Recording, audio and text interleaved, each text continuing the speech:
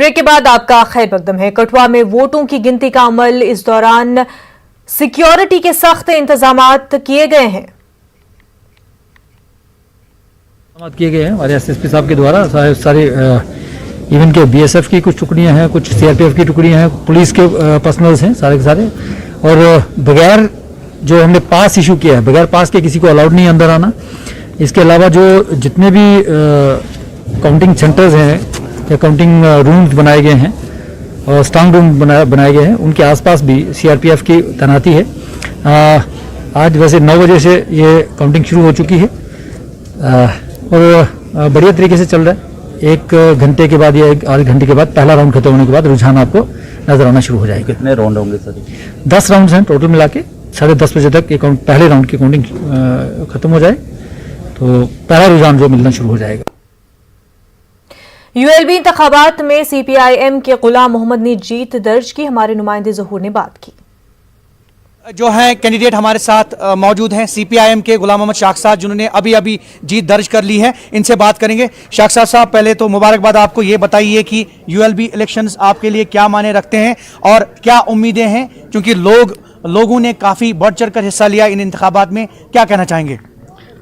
इस बारे में आप सबों को मुबारकबाद देना चाहता हूँ।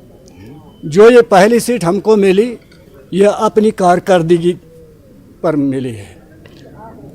जो लोग लोगों की खिदमत करते हैं, लोग उनको कभी बोलते नहीं हैं। जिस मकसद के लिए लोगों ने मुझे वोट दिया, इंशाअल्लाह ताला अगर खुदा ने चाहा, मैं उनकी खिदमत दिलो जान से करूँगा। शुक्रिया। तो ये बताइए कि ये जो इंतखाबात हैं, चूंकि लोगों ने जमहूरियत पे भरोसा किया, जमहूरी अमल में हिस्सा लिया, उसके हवाले से क्या कहना चाहेंगे? जमहूरियत तो होनी चाहिए। जमहूरियत में सबों का हक पड़ता है। जमहूरियत से ही इंसान आगे चलता है, आगे बढ़ता है।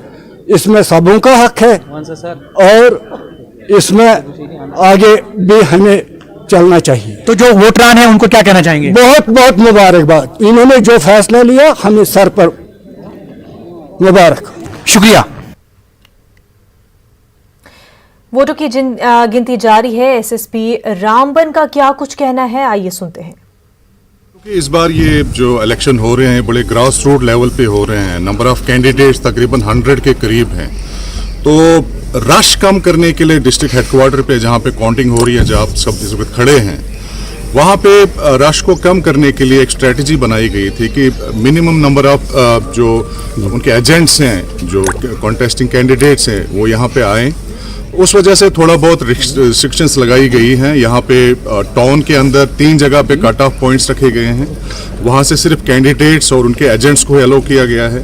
तो सिर्फ एक सिक्योरिटी एंगल से कि बाद में यहाँ कोई प्रॉब्लम ना हो, क्योंकि ये कॉन्टेस्ट यहाँ पे जो देखा जाएगा बड़ा कीनली कॉन्टेस्टेड इलेक्शन होगा। तो सिर्फ एक प्रिकॉशनरी मेजर लिया गया है ताकि पूरे जिस तरह से इलेक्शन कंडक्ट हुआ है तो इख्तिताम भी बड़े अच्छे तरीके से हो। डीडीसी इलेक्शन रिजल्ट्स के हवाले से काउंटिंग का अमल जारी है। लगातार आपको अपडेट भी बता रहे हैं और हमारे दोनों मेहमान डॉक्टर ताहिर चौधरी और सलमान निजामी भी हमारे साथ जुड़े हुए हैं। डॉक्टर ताहिर, जिस तरह से आप टूरिज्म की बात कर रहे थे, टूरिज्म सेक्टर जो कि कश्मीर की इकोनॉमी का बैकबोन माना जाता है, 370 और 35A हटने के बाद अगर सबसे ज्यादा कुछ हिट हुआ है तो ये टूरिज्म सेक्टर ही बुरी तरह से मुतासर हुआ है।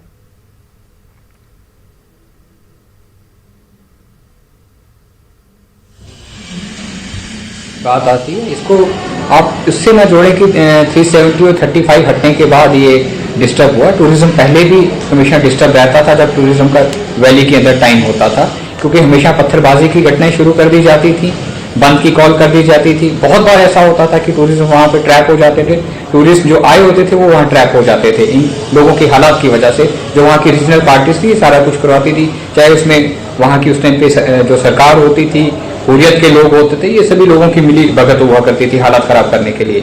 लेकिन जब से भारतीय जनता पार्टी की सरकार का आना, सेंटर में आना, और श्रीनगर में हमारी पहली प्रायोरिटी कोशिश ये रहती थी कि पत्थरबाजी की घटनाओं को बंद किया जाए। आज की डेट में कोई पत्थरबाजी नहीं होती है। आपको याद होगा उस टाइम पे महबूबा मुफ्ती जो चीफ मिनिस्टर थी वैली में, उन्होंने खुद कहा था कि बच्चे आर्मी कैंप्स में दूध लेने जाते हैं या टॉफी लेने जाते हैं। इस वक्त एक बड़ी खबर सामने आ रही है।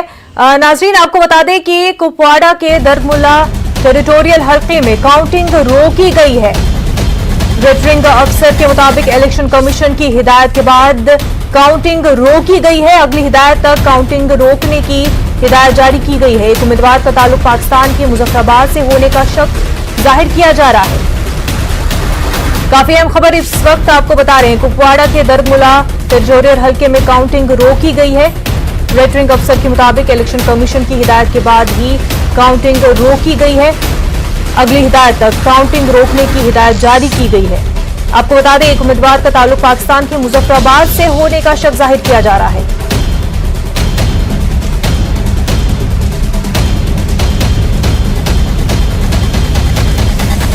कुपवाड़ा के दरमुला टेरिटोरियल हल्के में काउंटिंग रोक दी गई है। रिटर्निंग अफसर के मुताबिक इलेक्शन कमीशन की हिदायत पर काउंटिंग रोक दी गई है। एक उम्मीदवार का ताल्लुक पाकिस्तान के मुजफ्फराबाद से होने का शक जाहिर किया गया है, इसलिए काउंटिंग फिलहाल रोक दी गई है।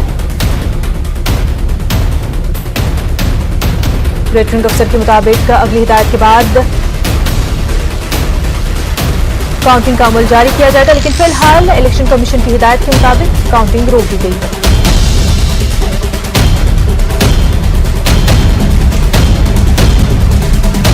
तो नाज़रीन, पीओके मुजफ्फराबाद से शक जाहिर किया जा रहा है कि एक उम्मीदवार का ताल्लुक है, इस वजह से फिलहाल काउंटिंग का अमल रोक दिया गया है।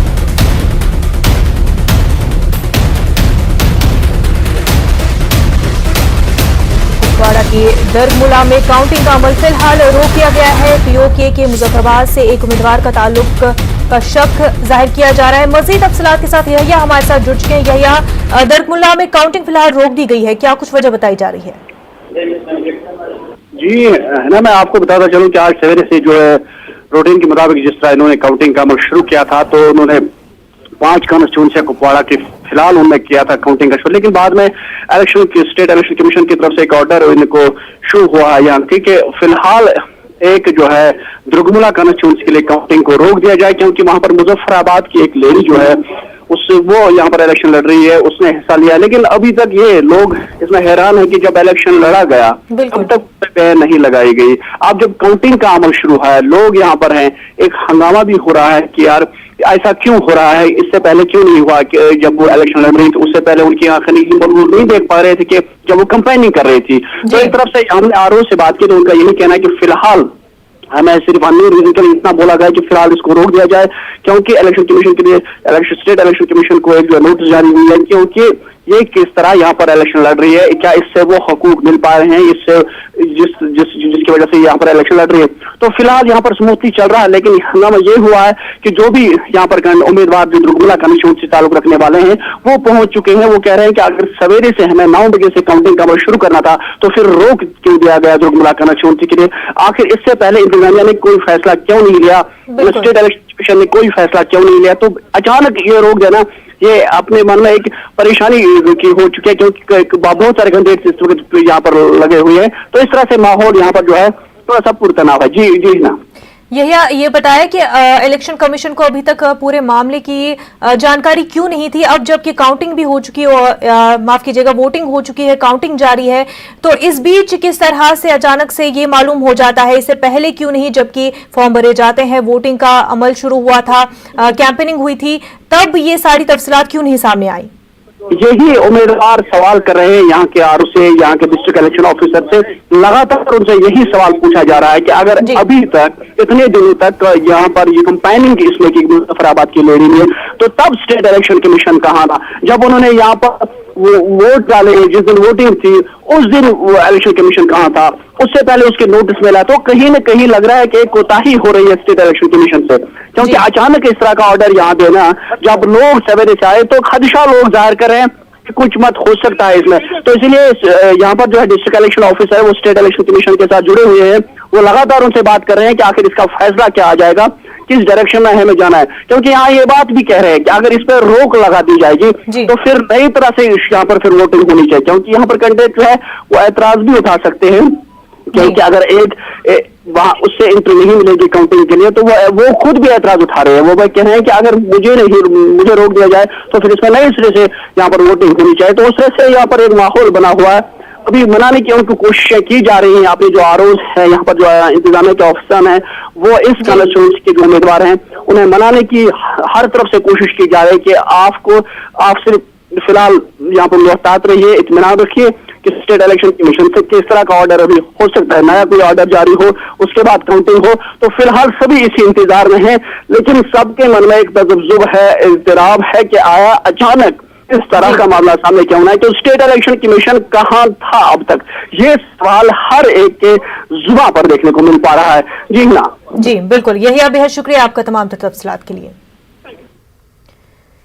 तो नाजरीन, लगातार आपको डीडीसी इलेक्शंस के हवाले से काउंटिंग का अमल जारी है और इस हवाले से आपको अपडेट भी लगातार दे रहे हैं। हमारे मेहमान भी हमारे साथ जुड़े हुए हैं। सलमान निजामी, जिस तरह से अभी डॉक्टर ताहिर बता रहे थे कि टूरिज्म सेक्टर तो पहले भी काफ़ी ज़्यादा मुतासर होता आ रहा है और पॉलिटिकल पार्टीज, जिस तरह से इनका कहना है कि इसकी एक वजह भी है, और इन्होंने साथ में एक बात ये भी कही कि जो टूरिस्ट वहां पर आते थे वो भी वहां पर फंस जाते थे, उनको भी काफ़ी दुश्वारियों का सामना है। क्या सही में जितने भी हालात खराब होते थे कश्मीर में, क्या आज तक कभी टूरिस्ट को कोई दुश्वारी हुई थी उस बीच? क्या किसी तरह से टूरिज्म सेक्टर उस वजह से ज्यादा मुतासिर हुआ था?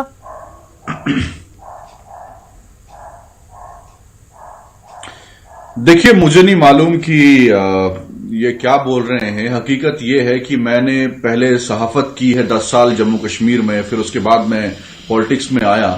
अब मुझे बताइए, जब कश्मीर में अमरनाथ यात्रा पे हमला हुआ और उसके बाद जो है कश्मीरी जो लोकल लोग हैं उन्होंने अपना खून तक दिया, कोई एक्सीडेंट हुआ तब भी जो कोई टूरिस्ट बाहर से आता है, कश्मीरी लोगों ने उनको एकोमोडेट किया। 370 हटने के बावजूद जब उस वक्त ये इन्होंने पैनिक क्रिएट किया, जितने भी वहां टूरिस्ट थे बाहर के लोग, उनको कश्मीरी लोकल लोगों ने हेल्प की और अपने घरों तक पहुंचाया। और दूसरी बात, इन्होंने 2-3 बातें गिनाई अपनी कि हमने ये काम किया, वो काम किया। अगर मैं इनको बोलूं कि जब गुलाम नबी आजाद साहब चीफ मिनिस्टर से जम्मू कश्मीर के, उन्होंने तो डिग्री कॉलेज दिए, उन्होंने 4 लेन जो आज ये गिना रहे हैं वो तो हमारा प्रोजेक्ट था। रेलवे जो आई वो तो हमारा प्रोजेक्ट था। जो डिस्ट्रिक्ट जम्मू कश्मीर में दी तो वो हमने दी, और जो जीएमसी जो मेडिकल कॉलेज दिए वो किसने दिए, और जो नौकरियां दी इन्होंने इनका अचीवमेंट क्या है, ये तो वही काम गिनवा रहे हैं जो हमने सैंक्शन किए थे। इन्होंने सिर्फ इनॉग्रेट किया उन कामों को जो हमारे 10 साल से पहले स्कीमें थी, उनको इन्होंने रीलॉन्च किया। और दूसरी बात यह है, हकीकत यह है कि अगर हम ये कहते नहीं कि चलिए रिजल्ट जो आ रहा है इनके फेवर में भी आ सकता है, हमारे फेवर में भी आ सकता है, लेकिन सरकार की जिम्मेदारी होती है कि जम्मू कश्मीर में जो पैनिक क्रिएट हुआ है, जो इनसिक्योरिटी है, वो कैसे खत्म होगी। जो नौकरियां आपने खुद पैकेजेस का ऐलान किया, आपने कहा हम 100 करोड़ दे देंगे जम्मू कश्मीर को 370 हटने के बाद, आज 16 महीने हुए, एक पैसा भी नहीं आया है। आज जो मुलाजिम हमारी सरकार में लगे थे, चाहे कैजुअल लेबरर्स हो, चाहे आरटीज हो, चाहे मेडिकल स्टाफ हो, जिनको हमने 6-6 हजार की नौकरी में लगाया था 3-3 हजार में, उन सबको इन्होंने निकाल दिया, कैजुअल लेबरर्स को निकाल दिया। नई नौकरियां तो उसका तो सवाल ही नहीं पैदा होता कि ये दे सकते, क्योंकि हमारे देश की इस वक्त इकोनॉमी जो है -5% से नीचे आ चुकी है। इनकी हालत नहीं है कोई नई नौकरियां, तो जो हमने लगाए थे वो भी मुलाजिम इन्होंने निकाल दिए। तो ये कोई नया बदलाव कुछ ला नहीं सकते, क्योंकि हमने देखा 6 साल में इन्होंने कुछ ऐसी चेंजेस नहीं लाई जम्मू कश्मीर में। आज हम 90s के दौर में हैं। आप इनको सिर्फ ये पूछिए कि हिंदुस्तान में रिलायंस ने 5G जो है वो लॉन्च करने की सोच रहे हैं, और हमारा जम्मू कश्मीर जो है अभी 2G में चल रहा है। हम 90s में चल रहे हैं अभी। ये जो 2G को रिस्टोर नहीं, 4G को रिस्टोर नहीं कर पा रहे हैं, तो ये क्या जम्मू कश्मीर में बदलाव लाएंगे, खुशहाली की बात करेंगे। बिल्कुल सलमान निजामी, इसका जवाब हम डॉक्टर ताहिर से भी लेंगे। जहां पूरे मुल्क में डॉक्टर ताहिर 5G की बातें हो रही हैं, वहीं पर जम्मू कश्मीर जो है 2G पर ही अभी काम चला रहा है, जबकि एग्जाम्स ऑनलाइन हो रहे हैं, फॉर्म सबमिट ऑनलाइन हो रहे हैं, हर चीज जो है इस वक्त ऑनलाइन हो रही है। पैंडेमिक की सिचुएशन है और लोग बाहर नहीं निकल रहे हैं, क्लासेस ऑनलाइन हो रही है, वहां पर जम्मू कश्मीर अभी भी 2G पर ही काम चला रहा है। देखिए, मैं आपको पहले जो ये बोल रहे थे, एक तो सरासर झूठ बोल रहे थे, और जो भी इन्होंने बातें कही वो किसी तरह पे भी सही नहीं करती हैं। ये लोग भूल चुके हैं कि इन्होंने जो अपनी सरकारों में जो इन्होंने SPOs लगाए थे उनको क्या सैलरी देते थे।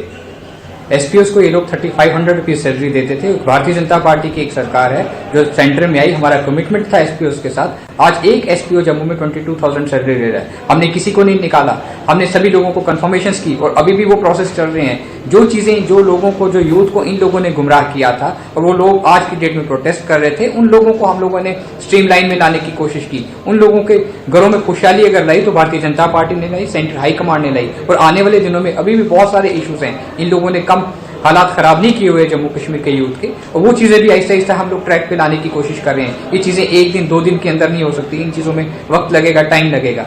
तब भी हमारी जो टॉप प्रायोरिटी है सेंट्रल हाई कमांड की, जम्मू कश्मीर के ऊपर फोकस रहती है, यूथ के ऊपर फोकस रहती है। आज भी हमारा कमिटमेंट जम्मू कश्मीर के यूथ के साथ ये है कि जब जॉब्स यहाँ पे होंगे 100% प्रायोरिटी अगर दी जाएगी कि जम्मू कश्मीर के यूथ को दी जाएगी, लोकल्स को दी जाएगी, बाकी बातें बात की नहीं। लेकिन इन लोगों की फिर बातें हैं उंगलियां उठाने। लेकिन डॉक्टर ताहिर, कहीं ना कहीं एक इनसिक्योरिटी तो है लोगों में, जम्मू कश्मीर के लोगों में, क्योंकि जिस तरह से स्टेटहुड का हटना और उसके बाद जिस तरह से काफी ज्यादा लोगों में शक व शुबहात थे कि अब लैंड को लेकर काफी ज्यादा लोगों में इनसिक्योरिटी है, वही जॉब को लेकर भी काफी ज्यादा इनसिक्योरिटी है, तो उसको किस तरह से बीजेपी हटाएगी? वादे तो किए जाते हैं लेकिन उसके लिए प्लान क्या कुछ है? देखिए, जम्मू कश्मीर का आवाम बिल्कुल सिक्योर है, उनके जॉब सिक्योर हैं, उनके लैंड सिक्योर हैं, उनके घर सिक्योर हैं, उनकी प्रॉपर्टीज, किसी चीज़ का कोई इशू नहीं है। ये लोग उन लोगों को गुमराह करते हैं। हम जम्मू कश्मीर के गरीब आवाम के साथ खड़े हैं, उनकी खुशहाली के लिए Bharatiya Janata party central high command, जहाँ की हमारी जो हाई कमांड है, सब कुछ करने के लिए तैयार हैं और हम लोग कर भी रहे हैं। ग्राउंड लेवल पे अगर किसी पॉलिटिकल पार्टी का कार्यकर्ता काम कर रहा है तो भारतीय जनता पार्टी का कार्यकर्ता काम कर रहा है। कहीं पे भी अगर आपको जब कुछ ऐसे हालात जम्मू कश्मीर में बनते हैं, कहीं पे भी बनते हैं, अगर सबसे पहले अगर कोई कार्यकर्ता या कोई पॉलिटिकल पार्टी की टीम वहां पहुंचती है लोगों के दुख में उनके साथ हाथ बटाने के लिए, भारतीय जनता पार्टी की टीम पहुंचती है। उस टाइम पे ये लोग नजर नहीं आते हैं। इन लोगों के स्टैंड बिल्कुल क्लियर नहीं है। ये लोग आज की डेट में स्टैंड करते कहाँ हैं देश में? पहले इस चीज को क्लियर करें, पहले खुद एक हो जाएं, पहले देखें कि इन्होंने क्या सोचा हुआ है, प्लान किया, फिर भारतीय जनता पार्टी के ऊपर उंगली उठाएं, सरकार के ऊपर उंगली उठाएं। आज सरकार जो कुछ कर रही है देश के हित के लिए कर रही है, जम्मू कश्मीर के अवाम के लिए कर रही है, लेकिन वो चीजें इन लोगों को कहीं ना कहीं बर्दाश्त नहीं होती हैं। ठीक, इस बात का जवाब हम सलमान निजामी से जरूर लेंगे कि जिस तरह से स्टैंड की बात कर रहे हैं, कांग्रेस क्या वजूद की बात कर रहे हैं, वो जरूर हम सलमान निजामी से पूछेंगे। लेकिन इससे पहले नाजरीन को बताते चले कि इस वक्त के डीडीसी इलेक्शन रिजल्ट्स के हवाले से क्या कुछ अपडेट है वो टैली बता दे। तो नाजरीन, इस वक्त अगर हम बात करें रुझानात की तो नेशनल कॉन्फ्रेंस जो है 11 सीटों पर सबकत हासिल इस वक्त रुझानात में दिखाई दे रही है। वहीं पर अगर हम बीजेपी की बात करें तो 24 सीटों पर रुझानात में आगे अभी बीजेपी दिखाई दे रही है। वहीं कांग्रेस जो है 4 सीटों पर सबकत हासिल होती हुई दिखाई दे रही है रुझानात में। अपनी पार्टी की अगर हम बात करें जम्मू कश्मीर अपनी पार्टी की, तो जम्मू कश्मीर अपनी पार्टी जो है 1 सीट पर इस वक्त 3 सीटों पर आपको बता दें जम्मू कश्मीर अपनी पार्टी जो है उसको इस वक्त 3 सीटों पर लीड करती हुई दिखाई दे रही है। वही अदर्स यानी कि इंडिपेंडेंट लीडर्स या फिर दीगर पार्टियों से जो वाबस्ता कैंडिडेट्स है वो 17 सीटों पर इस वक्त लीड करती हुई नजर आ रही है। तो इस वक्त की टैली आपको बता रहे हैं, जहां पर नेशनल कॉन्फ्रेंस 11 सीटों पर आगे बढ़ती हुई दिखाई दे रही है। लीड्स की हम बात कर रहे हैं, तो वहीं अगर बीजेपी की बात करें तो 26 सीटों पर बढ़ती हुई फिलहाल रुझानात में दिखाई दे रही है। कांग्रेस 4 सीटों पर, वहीं जम्मू कश्मीर अपनी पार्टी जो है वो 3 सीटों पर इस वक्त लीड करती हुई दिखाई दे रही है। और अदर्स की अगर हम बात करें तो 17 सीटों पर लीड करती हुई दिखाई दे रही है। सलमान निजामी ये बताया कि अगर हम इन इलेक्शंस की बात करें, बीजेपी का ये कहना है कि जिस तरह से चाहे पंचायत इलेक्शन हो या पार्लियामेंट्री इलेक्शंस हो, तो लोग जो है ज़्यादा इन्वॉल्व नहीं दिखाई दिए उन 2 इलेक्शंस में। लेकिन इस बार डीडीसी इलेक्शंस में लोगों की जो इन्वॉल्वमेंट है वो इन इलेक्शन से काफ़ी बेहतर दिखाई दी और इसको बीजेपी जो है अपनी अचीवमेंट समझती है।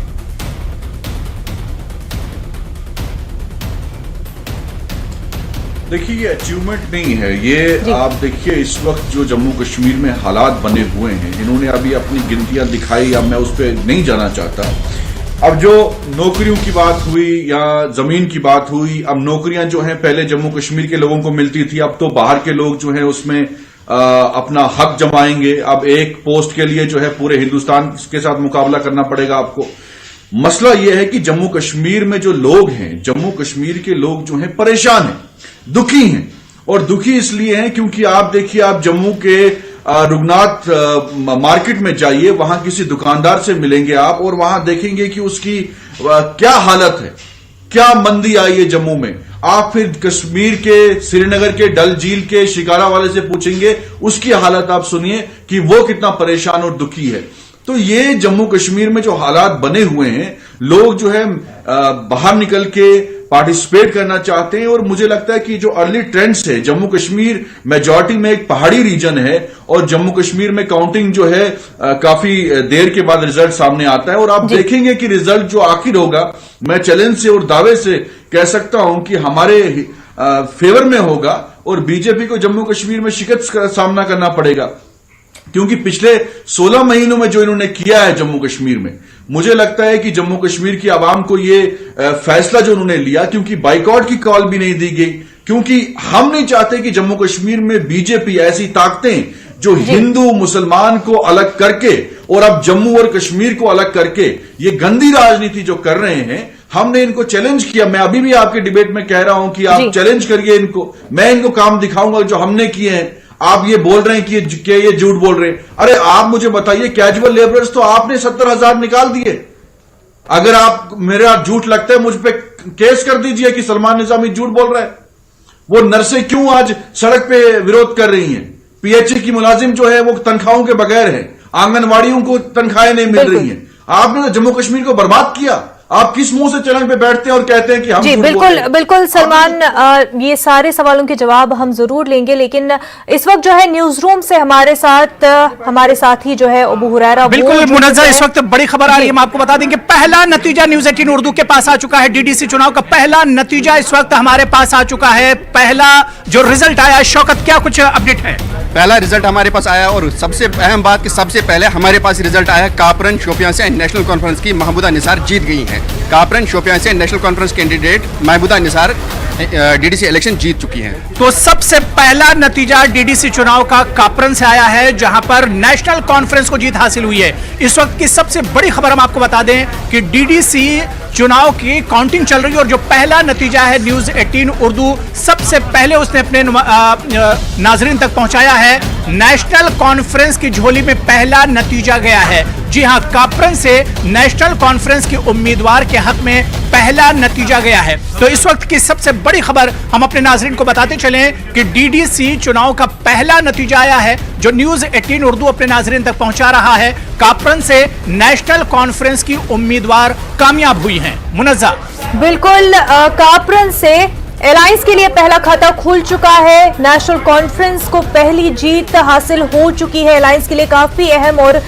काफी इंपॉर्टेंट जीत है, क्योंकि अलायंस के लिए जिस तरह से बात की जा रही है लगातार, अलायंस की लेजिटिमेसी की बात यहां पर है। ये सिर्फ डीडीसी इलेक्शंस नहीं, जो अलायंस में पार्टियां शामिल हैं उनकी लेजिटिमेसी का सवाल है। काफी अहम जीत दर्ज करना है। बिल्कुल मुनज़्ज़म, आपको बता दें कि हमने अपने नाजरीन से वादा किया था और उसी पर हम खरे उतरेंगे। सबसे पहला नतीजा हमने अपने नाजरीन को दिया न्यूज 18 उर्दू का, क्योंकि अभी ठीक 10:30 बजे और 10:30 बजे 9 बजे ही रुझानात आना शुरू हुए थे और 1.5 घंटे के अंदर न्यूज 18 उर्दू ने पहला नतीजा दिया है। कापरन से नेशनल कॉन्फ्रेंस की उम्मीदवार ने जीत हासिल कर ली है। यह पहला नतीजा है डीडीसी इंतखाबात का। आपको बताते चले कि ये जीत नेशनल कॉन्फ्रेंस के लिए जहां पर बहुत अहम है, वहीं पर गुपकार इत्तेहाद के लिए भी ये जीत बहुत मायने रखती है, क्योंकि डीडीसी इंतखाबात का पहला नतीजा है। यानी एक तरह से बहुत अच्छी शुरुआत नेशनल कॉन्फ्रेंस की भी है और बहुत अच्छा आगाज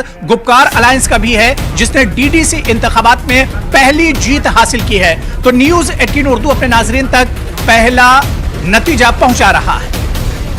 बिल्कुल अबू हुरैरा, लगातार हम अपडेट्स बता रहे हैं और पहला जो जीत दर्ज की है वो नेशनल कॉन्फ्रेंस की महबूदा निसार ने कापरा से जीत दर्ज की है। नेशनल कॉन्फ्रेंस के लिए, अलायंस के लिए काफी बड़ी खबर है ये।